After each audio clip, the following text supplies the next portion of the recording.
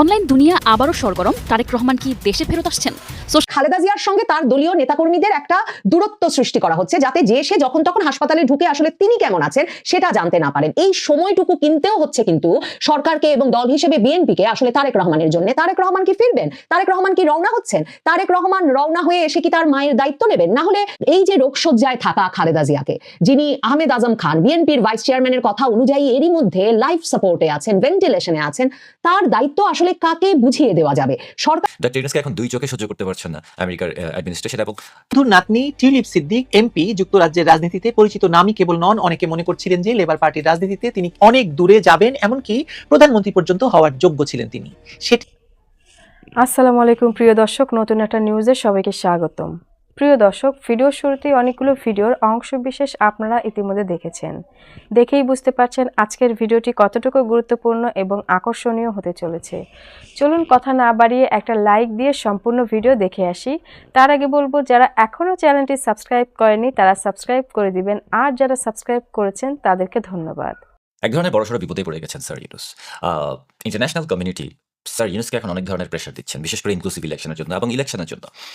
এই গ্যারাকলের মধ্যে আমার সপ্তাহখানেক আগের বা 7 দিন আগের ভিডিও যেটা আমি দিয়েছিলাম, 22 তারিখে একটা ভিডিও দিয়েছিলাম, যেখানে বলেছিলাম যে ডোনাল্ড ট্রাম্প রাশিয়া গেট কেসটা আবার নতুন করে ওপেন করছেন, যেখানে জর্জ সরোস এবং ক্লিন্টন, হিলারি ক্লিন্টন, বাইডেন এরা সবাই জড়িয়ে যাচ্ছে এবং ক্লিন্টন ফাউন্ডেশনও সেই কেসের ভিতরে ঢুকে গেছে। এটা একটা স্ক্যান্ডালের মতো। এবং এই রাশিয়া গেট কেসের প্রতি ডক্টর ইউনূসও যুক্ত হয়ে যাচ্ছে, যে কারণে ডক্টর ইউনূসকে এখন দুই চোখে সহ্য করতে পারছেন না আমেরিকার অ্যাডমিনিস্ট্রেশন। এবং খেয়াল করবেন, ভালো মতো খেয়াল করবেন যে আমেরিকান এম্বাসি কিন্তু বাংলাদেশে এখন চুপচাপ বসে আছে, বিকজ পার্সোনালস চেঞ্জ হচ্ছে, বিভিন্ন জায়গায় আমেরিকার লোকজন যারা আছে তারাও চেঞ্জ হচ্ছে। সো বোঝা যাচ্ছে যে আমেরিকা থেকেও ডক্টর ইউনূসের উপরে একটা সেরো ধরনের প্রেশার আছে, যে প্রেশার এটাকে অন্যরকম প্রেশার। এটা কোনো ইলেকশনের প্রেশার না, এটা বাংলাদেশের পলিটিক্যাল বা রেজিম চেঞ্জ এই ধরনের কোনো প্রেশার না, একেবারে র একটা প্রেশার। মানে হচ্ছে যে তার অবস্থা খারাপ হতে যাচ্ছে স্যার ইউনূসের। ইউরোপিয়ান দেশগুলি থেকেও একটা ইনক্লুসিভ ইলেকশনের ভালো প্রেশার স্যার ইউনূসের উপরে আছে, যদিও বিভিন্ন ধরনের স্টেটমেন্টে তারা ইনক্লুসিভ ইলেকশনের ব্যাপারটা বাদ দিচ্ছে। তো এখন স্যার ইউনূস কি করবে? তার মানে এই না যে স্যার ইউনূস এখন একটা ইলেকশন করে, মানে আওয়ামী লীগ হয়তো শুরু করে সব ধরনের দলকে একসাথে পার্টিসিপেট করার ব্যবস্থা করে দিবেন। নাও, দ্যাটস নট গোনা হ্যাপেন। তার কোর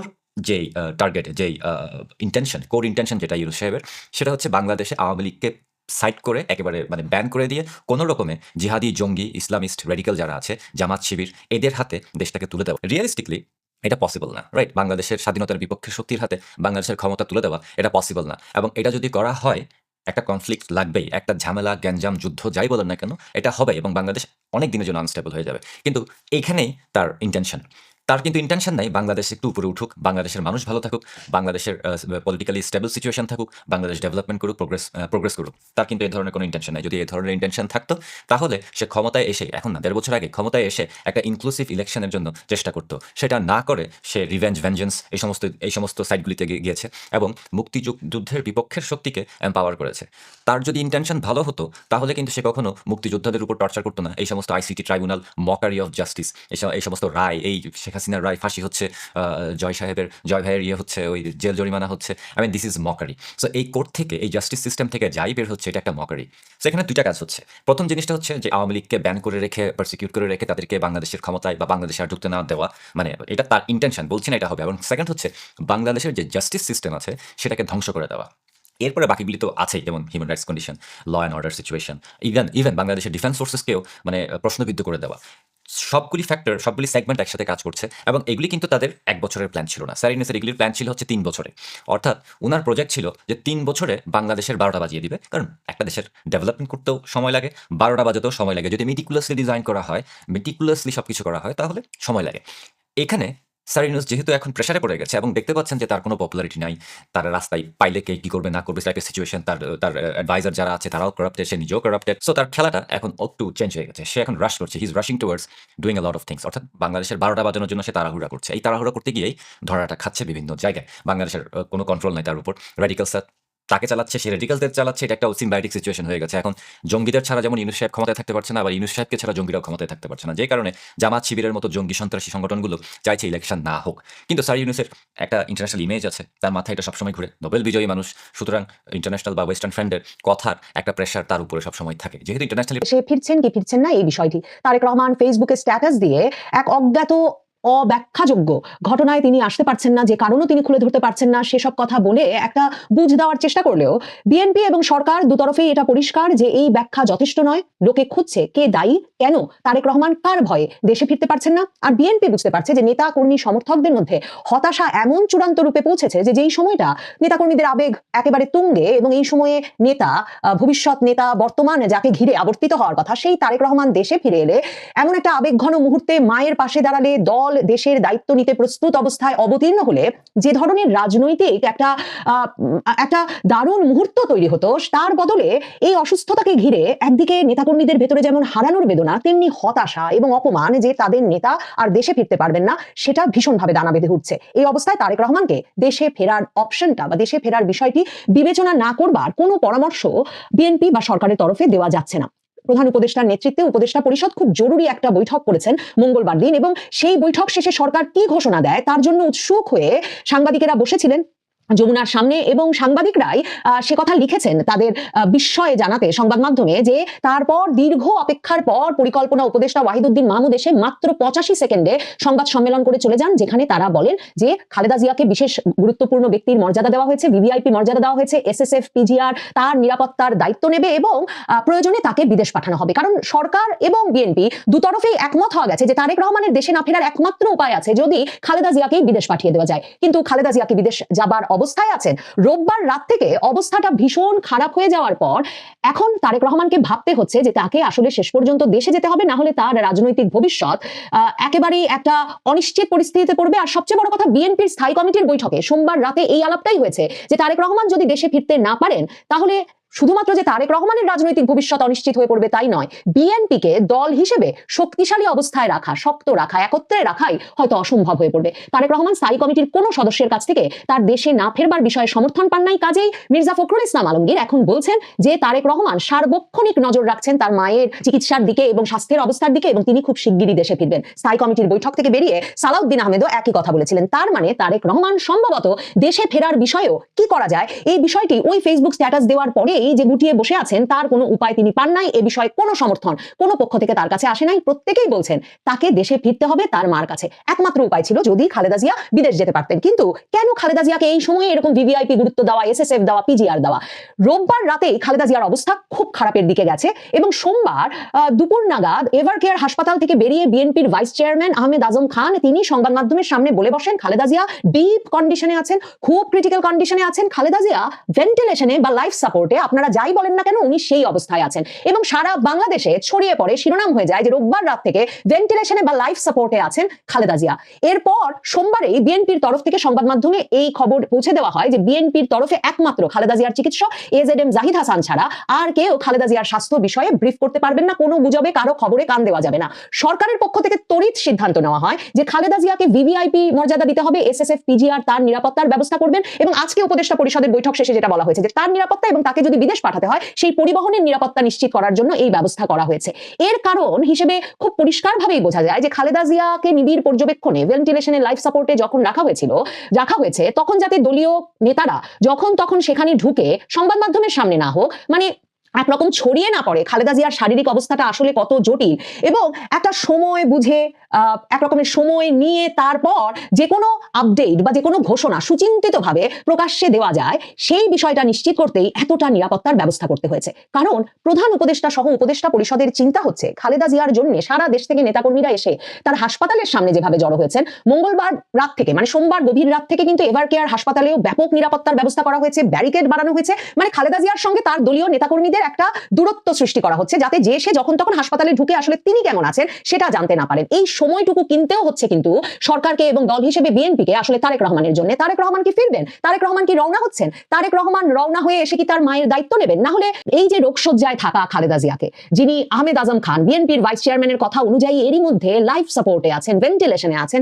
তার দায়িত্ব আসলে কাকে বুঝিয়ে দেওয়া যাবে? সরকার এবং দল হিসেবে বিএনপিকে সেটা ভাবতে হচ্ছে। বিএনপি রাজনৈতিক দল হিসেবে এমন যে এটা নিশ্চিত হয়েছে যে খালেদা জিয়া পরবর্তী সময়ে এখন পর্যন্ত সকলে শোনে বিএনপিতে এমন একজন নেতাও নাই। তাহলে খালেদা জিয়ার মতো একজন নেত্রী, তাকে তার বিষয়ে যে কোনো খবরে যে ধরনের প্রতিক্রিয়া হবে, সেই প্রতিক্রিয়ার ফলে যে পরিমাণ লোক রাজপথে নেমে আসবেন সারা দেশে, মানে উদ্বেগে, আশঙ্কায়, আহাজারিতে, সেই ভিড়, সেই মানে জনস্রোত সরকার বিএনপি কি করে সামাল দেবে, মানে সেই আবেগ কি করে নিয়ন্ত্রণে রাখা যাবে, সেই সিদ্ধান্তটাও তো বিএনপি বা সরকারের পক্ষে নেওয়া সম্ভব হচ্ছে না তার পরিবারের কোনো একজন সদস্য উপস্থিত না থাকলে।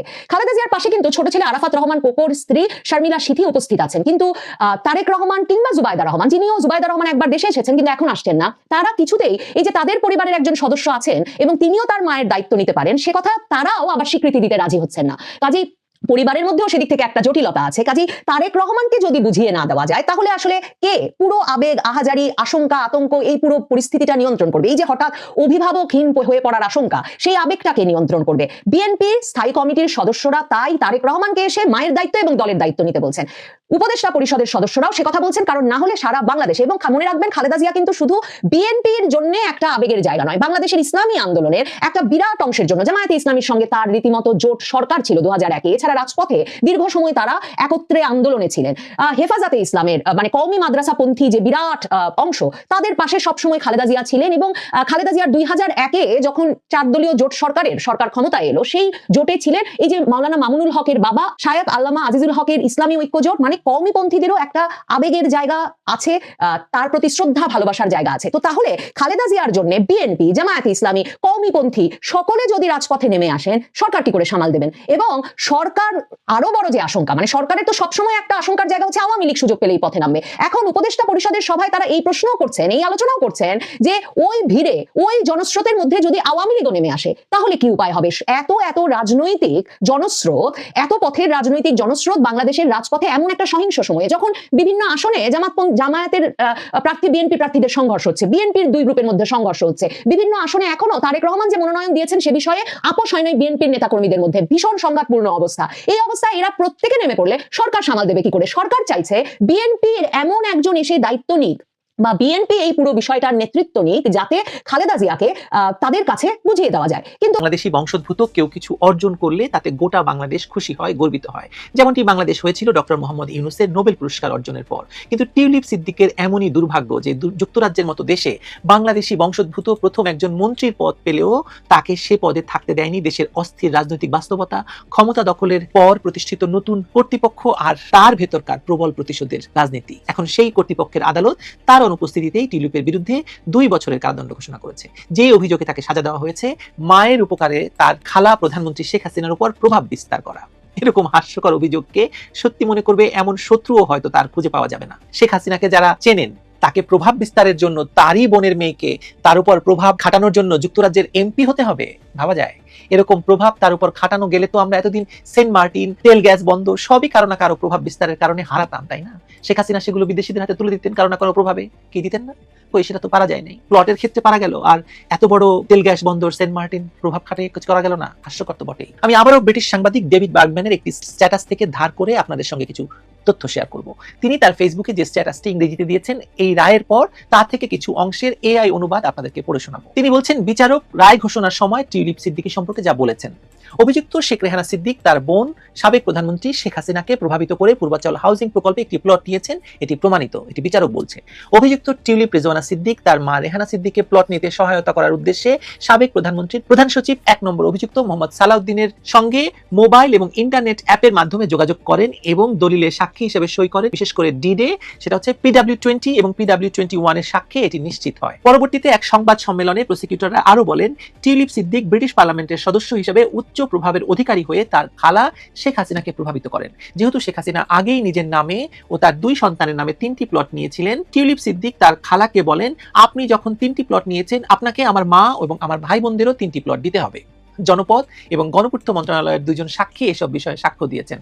ভাবুন একবার, আরো বিস্তারিত বলছি। তিনি আরো লিখেছেন যে টিউলিপ সিদ্দিক কিভাবে প্রভাব খাটিয়েছেন সে বিষয়ে আমরা আদালতে সাক্ষী হাজির করেছি। বিভিন্ন অ্যাপ এবং টেলিফোনের মাধ্যমে দেশে এসে সাবেক প্রধানমন্ত্রী প্রধান সচিব সালাউদ্দিন সাহেবের মাধ্যমে তিনি প্রভাব খাটিয়েছেন। এরপর ডেভিড বার্গম্যান এক প্রশ্ন করছেন প্রসিকিউটরকে, তার উত্তরে প্রসিকিউটর বলছেন, সাক্ষী ওসমান গনি এবং উজ্জ্বল হোসেন ম্যাজিস্ট্রেটের সামনে বলেছেন যে টিউলিপ সিদ্দিক প্রধান সচিব সালাউদ্দিন সাহেবের সঙ্গে যোগাযোগ করেছিলেন এবং তিনি উস্কানি, প্ররোচনা, চাপ সবই দিয়েছিলেন তার মা, বোন এবং ভাইয়ের বরাদ্দ নিশ্চিত করতে। আপনি চিন্তা করেন যে শেখ হাসিনাকে নাকি উস্কানি, প্ররোচনা এবং চাপ সবই দেওয়া হয়েছিল। এরপর কিছু সাংবাদিক কিছু প্রশ্ন করেন, সেগুলো ডেভিড বার্গম্যান তার স্ট্যাটাসে লিখেছেন। সাংবাদিক প্রশ্ন করছেন তিনি কিভাবে বার্তা পাঠালেন, কিভাবে যোগাযোগ করতেন। প্রসিকিউটর উত্তর দিচ্ছেন তারা সেখানে উপস্থিত ছিলেন এবং তারা শুনেছেন। সাংবাদিক আবার প্রশ্ন করছেন আপনি কি বলেছেন মুখোমুখি সাক্ষাৎ হয়েছিল নাকি আপনি বলছেন হোয়াটসঅ্যাপ বার্তা। প্রসিকিউটর উত্তর দিচ্ছেন টেলিফোন অথবা অন্য কোনো অ্যাপ। তারা বলেছেন যে তারা টিউলিপ সিদ্দিকীর সঙ্গে যোগাযোগ করেছেন। সাংবাদিক আবার প্রশ্ন করছেন তাহলে কি আপনারা হোয়াটসঅ্যাপ বার্তার স্ক্রিনশট পেয়েছেন। প্রসিকিউটর বলছে না, আমরা এখনো পাইনি। সাংবাদিক বলছে আর এসব বার্তা কখন পাঠানো হয়, কোন মাসে, কোন বছর। প্রসিকিউটর তখন আমতা আমতা করে বলছেন তবে এটি শোনা গেছে ওসমান গনি এবং উজ্জ্বল হোসেনের কাছ থেকে, যারা সালাউদ্দিন আহমেদের খুব ঘনিষ্ঠ ছিলেন। আর সালাউদ্দিন আহমেদ ছিলেন টিউলিপ সিদ্দিকী, শেখ রেহানা, শেখ হাসিনা এবং অন্যদের খুব ঘনিষ্ঠ। স্পষ্ট যে টিউলিপ সিদ্দিকের বিরুদ্ধে কি প্রমাণ উপস্থাপন করা হয়েছিল তা বুঝতে হলে ওই দুই সাক্ষীর পূর্ণ বিবৃতি দেখা প্রয়োজন। ইঙ্গিতটি হলো সাক্ষীরা দাবি করেছেন যে তারা উপস্থিত ছিলেন যখন সিদ্দিক ভূমি বরাদ্দ বিষয়ে হাসিনার প্রাইভেট সেক্রেটারি সালাউদ্দিনের সঙ্গে কথা বলছিলেন। তবে প্রসিকিউটররা বলছেন যে তাদের কাছে এমন কোনো হোয়াটসঅ্যাপ বার্তার স্ক্রিনশট নেই। এই হচ্ছে অবস্থা। আপনি বুঝুন যে শেখ হাসিনাকে প্রভাব বিস্তার করার জন্য টিউলিপ সিদ্দিকীকে সালাউদ্দিনের কাছে যেতে হয়। সালাউদ্দিন হচ্ছে শেখ হাসিনার পিএস। আপনি ভাবুন ব্যাপারটা, মানে টিউলিপ সিদ্দিকী ঘরের মধ্যে শেখ হাসিনাকে পান না, যুক্তরাজ্যে আসলে পান না, কোথাও পান না, কিন্তু সালাউদ্দিনকে ধরে তার বোনের জন্য এই প্লট নিতে হয়। যাই হোক, এই রায় এসেছে এমন এক সময় যখন বাংলাদেশের ক্ষমতা বদলের পর রাজনৈতিক প্রতিহিংসা, বিচারিক প্রক্রিয়ার স্বচ্ছতা, আইনজীবীহীন বিচার, গৃহবন্দী আইনজীবী, এসব নিয়ে আন্তর্জাতিক অঙ্গনে প্রশ্নের পর প্রশ্ন উঠছে। শেখ হাসিনার সরকার পতনের পর থেকে যেসব মামলা টানা চলছে তার অধিকাংশই জনসম্মুখে রাজনৈতিক উদ্দেশ্য প্রণোদিত হিসেবে প্রমাণিত হয়েছে। সেই তালিকায় টিউলিপ সিদ্দিকের মামলাও যুক্ত হলো। একজন ব্রিটিশ এমপি, তাও আবার লেবার সরকারের সাবেক মন্ত্রী, তার বিরুদ্ধে যে অপরাধের বর্ণনা দেওয়া হয়েছে তা এতটা দুর্বল, হাস্যকর আর ভয়ঙ্কর রকমের উদ্দেশ্য প্রণোদিত যে যুক্তরাজ্যের লেবার পার্টি সরাসরি বলেছে তারা এই রায়কে স্বীকৃতি দিচ্ছে না। আপনার কি মনে হয় টিউলিপ সিদ্দিকের বিরুদ্ধে অবৈধ ইউনূস সরকারের অবৈধ আদালতের এই রায়কে যুক্তরাজ্য কিভাবে দেখবে, যখন তার দল লেবার পার্টি যুক্তরাজ্যের ক্ষমতাসীন সরকার? বাংলাদেশ যুক্তরাজ্য সম্পর্ক সাধারণত স্থির এবং স্থিতিশীল হলেও এই মুহূর্তে তা নিঃসন্দেহে একটি টানাপোড়েনের ভেতর গিয়ে পড়বে এই রায়ের কারণে। যুক্তরাজ্যের আইন প্রক্রিয়ায় যে স্বচ্ছতার ধারণা গভীরভাবে প্রথিত, সেই জায়গা থেকে দেখলে এই রায় একেবারেই অগ্রহণযোগ্য। লেবার পার্টির বিবৃতিতে তাই জোর দিয়ে বলা হয়েছে যে টিউলিপ সিদ্দিক তার বিরুদ্ধে আনা অভিযোগের বিস্তারিত কখনো পাননি, তার আইনজীবীকে দলিল দেখানো হয়নি, এমনকি আদালতে তার প্রতিনিধি উপস্থিত থাকার সুযোগও দেওয়া হয়নি। লেবারের ভাষা, এটি এমন একটি প্রক্রিয়া যেখানে অভিযুক্ত ন্যূনতম প্রতিরক্ষা অধিকারও পাননি। এখানে যে বিষয়টি সবচেয়ে দৃশ্যমান তা হলো একটি রাজনৈতিক পরিবারকে লক্ষ্য করে সাজানো পুরনো বিচার প্রক্রিয়াকে আবার তাজা করে তোলা। শেখ হাসিনার বিরুদ্ধে দুর্নীতি, মানবতা বিরোধী অপরাধ থেকে শুরু করে হেন কোনো মামলা নেই যা হয়নি। হাজার খানেক হবে মামলা, সবকিছু একই গতিতে একই প্যাটার্নে এগোচ্ছে। এগুলোর কোনো মামলায় অভিযুক্তের পক্ষে আইনজীবী দাঁড়ানোর সুযোগ নেই, কারণ তাদের পলাতক দেখানো হয়েছে। বিচারক বলছেন মৃত্যুদণ্ডের ধারার অভিযোগ না থাকলে রাষ্ট্রপক্ষ কোনো আইনজীবী দেয় না। অর্থাৎ একজন অভিযুক্ত পৃথিবীর যেখানেই থাকুন নিজের আইনজীবী খুঁজে পাঠিয়ে বিচার লড়তে চাইলে তাকে তাও করতে দেওয়া হবে না। এখানেই টিউলিপ সিদ্দিকের মামলাটি রাজনৈতিক গুরুত্বপূর্ণ। তিনি শুধু শেখ রেহানার মেয়ে নন, তিনি যুক্তরাজ্যের রাজনৈতিক বাস্তবতার ভেতর দিয়ে উঠে আসা এক আন্তর্জাতিক ব্যক্তিত্ব। যুক্তরাজ্যের হাউস অব কমন্সের হুইপ হিসেবে দায়িত্ব পালন করে আসছেন। লেবার পার্টির অত্যন্ত গুরুত্বপূর্ণ ইনার সার্কেলের অংশ তিনি। তার অবস্থানকে লক্ষ্য করে বাংলাদেশে গঠিত এই আদালতের রায় স্পষ্টতই দুই দেশের মধ্যকার সম্পর্কের উপর দীর্ঘমেয়াদী চাপ তৈরি করবে।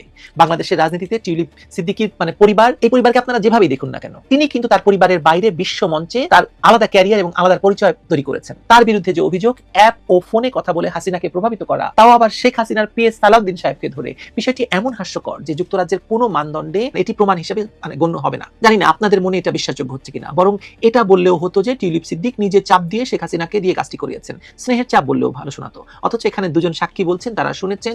আচ্ছা, এটাও আমাদের বিশ্বাস করতে হবে যে সালাউদ্দিন সাহেবকে টিউলিপ ফোন করেছেন আর সাক্ষীদেরকে সাক্ষী রেখে, সালাউদ্দিন সাহেবকে তাদেরকে উপস্থিত রেখে আবার সেটা প্রধানমন্ত্রীকে জানিয়েছেন যে রূপন্তী আর প্রধানমন্ত্রীর বোন শেখ রেহানাকে যেন প্লট দিতেই হবে, না দিলে তার খবর আছে। হাসবো না কাঁদবো বলুন তো? এমন শোনাশুনির ভিত্তিতে কারো বিরুদ্ধে সাজা দেওয়া, এবং তাও আবার যুক্তরাজ্যের একজন এমপি, কতটা দুর্বল দৃষ্টান্ত। এটা তো বোঝার জন্য আইনবিদ হওয়ার দরকার নেই আপনার, আমরা সাধারণ মানুষও বুঝতে পারি। প্রসিকিউটর নিজেও বলতে পারছেন না যে কোন হোয়াটসঅ্যাপ স্ক্রিনশট আছে কিনা, টেলিফোন রেকর্ড আছে কিনা, এমনকি কোনো নির্দিষ্ট তারিখও তার জানা নেই। শুধু বলা হচ্ছে একজন ছিলেন, তিনি শুনেছেন। একজন প্রভাবশালী এমপি হিসেবে টিউলিপের প্রভাব খাটানোর প্রয়োজনই বাকি বলুন তো? তিনি নিজেও বলেছেন এটা পুরো প্রহসন ছাড়া কিছু নয়। একজন আন্তর্জাতিক পর্যায়ের সংসদ সদস্য আসলে। প্রিয় দর্শক, ভিডিওটি দেখে কি জানলেন বুঝলেন অবশ্যই আপনাদের মূল্যবান মতামত কমেন্ট বক্সে জানিয়ে দিবেন। পারলে ভিডিওটি শেয়ার করে সবাইকে দেখার সুযোগ করে দিবেন। ধন্যবাদ।